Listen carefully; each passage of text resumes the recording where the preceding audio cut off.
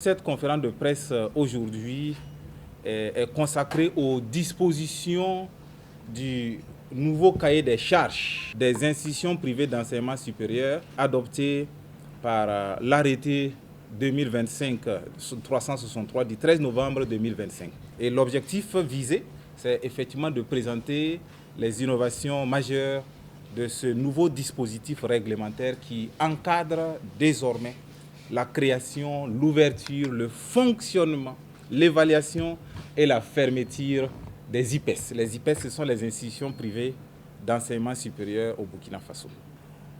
J'aimerais d'abord rappeler que conformément aux dispositions de l'article 5 de l'arrêté qui porte donc cahier des charges des IPES, toute IPES doit désormais être une personne morale de droit burkinabé constituée en association ou en société avec un contrôle effectif exercé par des Burkinabés. Le siège social doit donc nécessairement être établi au Burkina Faso et le premier responsable, à savoir le directeur général, le recteur ou le président, est astreint à l'obligation de résider sur le territoire national conformément à l'article 57 de cet arrêté. Ces innovations n'enlèvent en rien à l'État du Burkina Faso le droit d'initier ou de participer directement ou indirectement à la création d'IPES dans le cadre des accords et traités internationaux que le Burkina Faso a conclus ou aurait conclus. Le deuxième point, le recrutement des enseignants. L'article 14 du cahier des charges indique que tout IPES doit, au moment de son ouverture effective, disposer pour chaque offre de formation d'un minimum de 3 enseignants permanents titulaires d'un doctorat unique ou d'un PhD ou équivalent pour un institut supérieur ou une grande école. 5 doit disposer au minimum de 5 enseignants permanents titulaires d'un doctorat unique, PhD ou équivalent s'il s'agit d'une université. Pour l'ensemble du personnel enseignant, n'ayant pas le statut d'enseignant-chercheur, d'enseignant hospitalo-universitaire ou de chercheur, il faut une autorisation d'enseigner délivrée par le ministère en charge de l'enseignement supérieur. La délivrance donc de cette autorisation est désormais subordonnée à une formation préalable justifiée par la présentation d'un certificat de pédagogie universitaire délivré par une institution d'enseignement supérieur et de recherche, une institution publique. Également, toute IPES doit, dans l'effectif total de ses enseignants, au moins 20% d'enseignants permanents après 10 années académiques de fonctionnement, au moins 50% d'enseignants permanents après 25 années de formation. De plus, dans le même esprit, l'extension d'une IPES à de nouvelles offres de formation ou filières impose le recrutement d'au moins un enseignant permanent supplémentaire dans le domaine de l'offre de formation à ouvrir. Pour ce qui est du cas spécifique des IPES formant en sciences de la santé, toute IPES qui sollicite la délivrance d'une autorisation d'ouverture d'une offre de formation en médecine, pharmacie ou chirurgie dentaire, ou encore en sciences et médecine vétérinaire, doit préalablement disposer d'au moins 60% d'enseignants hospitalo-universitaires permanents dans certaines spécialités médicales précisées dans le cahier des charges. En plus, ces enseignants hospitalo-universitaires enseignants permanents doivent avoir 50 ans ou plus pour au moins 50% des effectifs totaux, avoir entre 51 et 65 ans pour 30% au plus des effectifs. Pour les personnes, les enseignants permanents de plus de 65 ans, c'est au plus 20% des effectifs totaux. Et pour le cas particulier donc de la santé, tout en n'excluant pas du tout le recrutement des enseignants permanents ayant un âge supérieur à 65 ans. Aujourd'hui, dans notre réglementation, 65 ans, c'est l'âge de départ à la retraite pour les enseignants-chercheurs, les enseignants hospitalo-universitaires et les chercheurs. Il est clairement fixé un quota qui ne saurait excéder 20% du personnel enseignant permanent pour ces personnes donc qui ont un âge supérieur ou égal à 65 ans, donc qui sont déjà admis à la retraite. Le troisième point, pour le cas particulier des formations de licence et master en sciences infirmières et obstétricales. Ce qu'il faut préciser à ce niveau, il faut dire que les formations en sciences infirmières et obstétricales, c'est que ces formations ne relèvent plus du cahier des charges des IPES. Pour les formations anté-bac, ça veut dire de niveau inférieur au bac, niveau BPC ou diplôme inférieur, elles relèveront désormais d'agréments délivrés par le ministère en charge de la santé. En revanche, pour les formations post-bac, donc des formations universitaires, elles sont réservées aux institutions d'enseignement supérieur et de recherche, donc les institutions publiques d'enseignement supérieur. Elles devraient être créées à terme dans les universités publiques ou en affiliation avec elles pour conduire éventuellement jusqu'au doctorat conformément à la réglementation en vigueur. Le quatrième point, c'est l'organisation des examens nationaux. Le nouveau cahier donc des charges vient définitivement instituer des examens nationaux obligatoires qui n'étaient prévus que comme une simple possibilité pour l'État dans les cahiers des charges antérieurs. Dans le principe, les diplômes délivrés par les institutions d'enseignement supérieur public sont d'office reconnus par l'État et sont dans certains cas des diplômes d'État. C'est là, on peut voir ça dans le décret 2018-1271. Ce qui n'est pas le cas des diplômes délivrés par les IPES qui doivent encore faire l'objet de reconnaissance par l'État. Il faut mentionner que par cette mesure, l'État permet aux IPES de préparer leurs étudiants pour être présentés à des diplômes délivrés par l'État qui n'auront plus besoin de reconnaissance de l'État.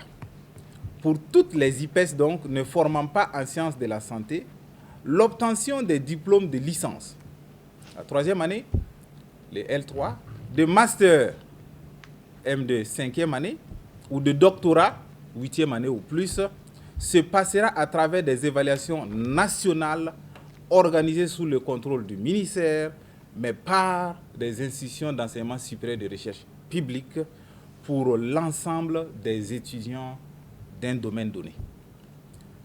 Pour les IPES formant spécifiquement en sciences de la santé, tous les passages en classe supérieure, de la première année jusqu'à la soutenance, feront l'objet d'évaluations nationales organisées toujours sous le contrôle du ministère, mais par les ISR publics.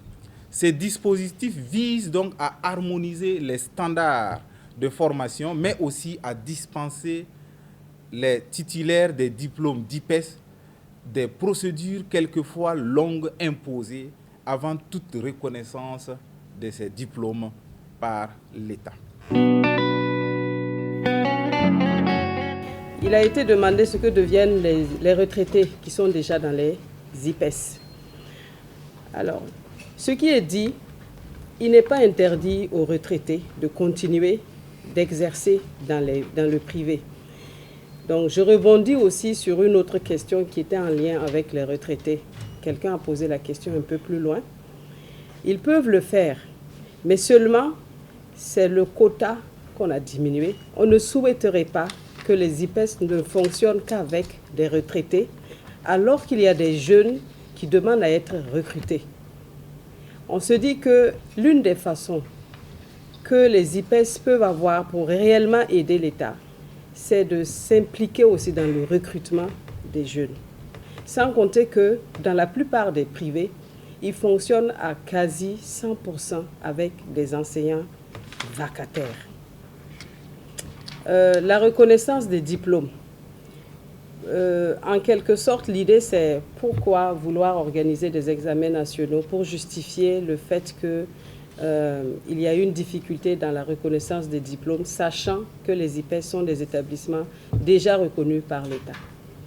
En fait, la question ne vient pas uniquement du Burkina, parce que toute personne qui obtient son diplôme, que ce soit dans le privé ou dans le public, et qui va par exemple à l'étranger pour poursuivre ses études, nous recevons régulièrement de la part de ces institutions étrangères des demandes de confirmation, de reconnaissance de ces diplômes en fait. Souvent, c'est des établissements d'enseignement où ils souhaitent poursuivre leurs études. Souvent même, c'est des employeurs qui souhaitent s'assurer que le diplôme obtenu par telle personne est vraiment reconnu par l'État. Donc, ce que nous faisons, l'établissement est reconnu. C'est-à-dire que l'IPES est autorisé à fonctionner avec un certain nombre de filières et à délivrer le diplôme. Mais vous n'êtes pas sans savoir que depuis 2017, nous faisons des suivis contrôles dans les privés. Alors, vous serez édifié de comprendre qu'il y a beaucoup de filières que certains se donnent la liberté d'ouvrir sans l'autorisation du ministère. Et en ce moment, même si l'établissement a l'autorisation d'exister, d'ouvrir, ce n'est pas forcément le cas pour toutes les filières qui s'y déroulent. Donc, il faut qu'on revienne, on vérifie pour apporter des réponses. Voilà pourquoi ce travail de reconnaissance est impératif.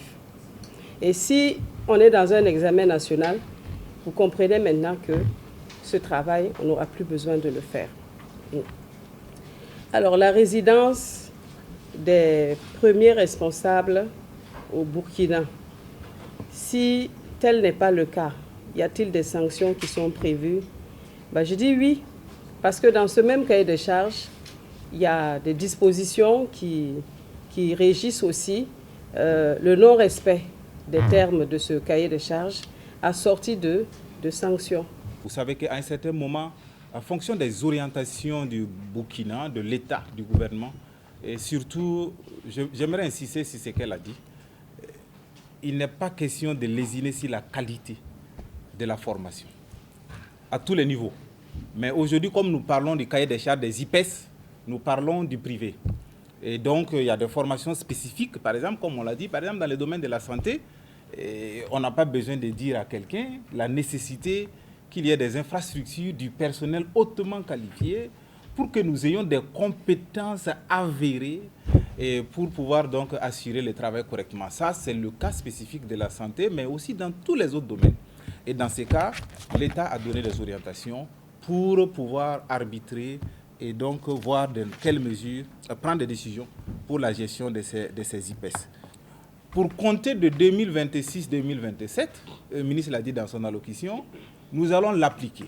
Donc du coup, ceux qui ont déjà fini la partie théorique de leur licence, ils n'ont pas encore soutenu, ils n'ont qu'à tout faire pour soutenir. Il faut qu'ils soutiennent. Parce que il ne faut pas traîner pour la soutenance. En tout cas, à partir du moment où ce sera mis en œuvre, ça sera appliqué correctement et sans distinction. Et donc, il n'est pas question de jouer ou de diminuer la qualité. Que ce soit la partie théorique, que ce soit les soutenants, tout sera organisé correctement pour se rassurer que les diplômes qui sont obtenus sont des diplômes de qualité. Nous ne sommes pas ici en train de jeter en pâture les IPES. Il y a des IPES qui donnent de très bons exemples, qui travaillent correctement et ils contribuent. Maintenant, c'est l'encadrement de leur activité qui est la question ici. Donc, par rapport aux frais de scolarité, bien sûr, chacun va y contribuer correctement. Et comme on a dit, nous sommes en train de travailler dessus. Et tout ça, ce sont des éléments. Bientôt, elle a indiqué aussi, vous aurez des textes qui vont permettre de pouvoir donc encadrer tout cela au niveau national. Donc, je pense que, oui, les autres questions, il faut le dire, c'est parce que nous sommes en train de parler du cahier des charges des institutions privées d'enseignement supérieur que nous parlons du privé. Sinon, le public aussi a tout un ensemble de textes, de documents qui concernent aussi le public. On n'est pas en train de favoriser X ou non. C'est le ministère de l'enseignement supérieur que ce soit donné, les formations soient réalisées par le privé ou que ce soit réalisé par le public. Il faut lire correctement le cahier des charges. Il n'est dit nulle part qu'on ne va pas recruter des enseignants-chercheurs des chercheurs ou des hospitalo universitaires admis à faire valoir les droits à la retraite, ça veut dire qu'ils ont plus de 65 ans. Mais on dit qu'il faut réglementer, et notamment dans les domaines de formation de la santé, en sein de la santé vétérinaire. Donc quand on parle santé, c'est médecine, pharmacie, chirurgie dentaire.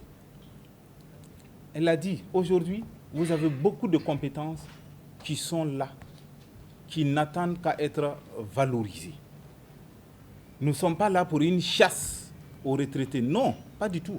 Mais il faut réglementer.